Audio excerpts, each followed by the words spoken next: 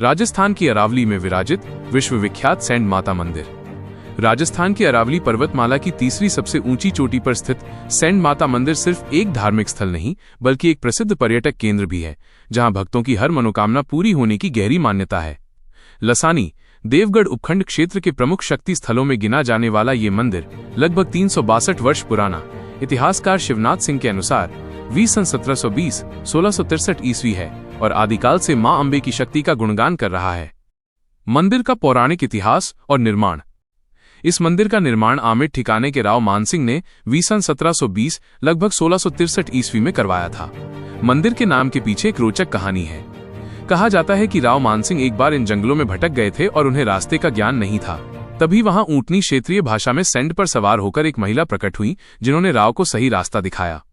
रात में माता अंबिका ने राव मानसिंह को स्वप्न में आदेश दिया कि उनका मंदिर उन्हीं जंगलों की सबसे ऊंची पहाड़ी पर बनवाया जाए। इस दैवीय आदेश पर राव ने अरावली की मनोरम पहाड़ी पर मंदिर बनवाकर मूर्ति स्थापित की।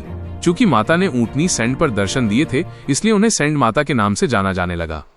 इतिहासकार शिवनाथ सिंह ने अपनी पुस्तक शिवनाथ प्रकाश में उल्लेख किया है कि इस मंदिर के निर्माण में श्रमिकों को एक एक पत्थर पहाड़ी पर चढ़ाने के बदले एक एक सोने की मोहर इनाम के तौर पर दी गई थी, जो इसकी भव्यता और महत्व को दर्शाता है।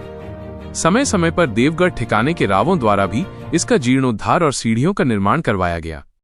मंदिर की वास्तुकला और दर्शन मार्ग। लगभग 40 फीट ऊंचे इस मंदिर की भव्यता देखते ही बनती है। मंदिर के गर्भगृह में संगमरमर की सुंदर मूर्ति स्थापित है। भीतरी दीवारों पर कांच की भव्य नक्काशी का काम किया गया है।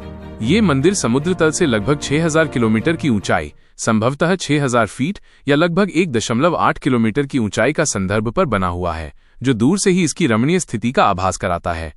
मंदिर तक पहुंचने का मार्ग। मंदिर अरावली की तीसरी सबसे बड़ी चोटी पर स्थित है। पहुंचने के लिए मुख्य रास्ते देवगढ़ से भीलवाड़ा रोड पर मदरिया से सैंड माता तक या देवगढ़ से भीम वाया ताल लसानी मार्ग पर लसानी गांव से होकर जाते हैं।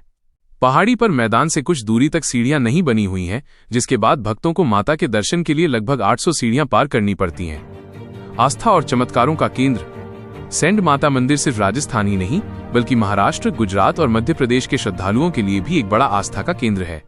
यहाँ आने वाले भक्त ये दृढ़ विश्वास रखते हैं कि माता के दरबार से उनकी झोली कभी खाली नहीं जाती।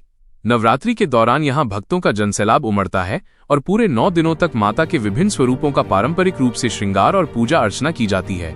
नवरात्रि में यहाँ विधिवत रूप से जवारा भी बोया जाता है और विसर्जन किया जाता है, जिससे यहाँ का नजारा किसी मेले से कम नहीं लगता।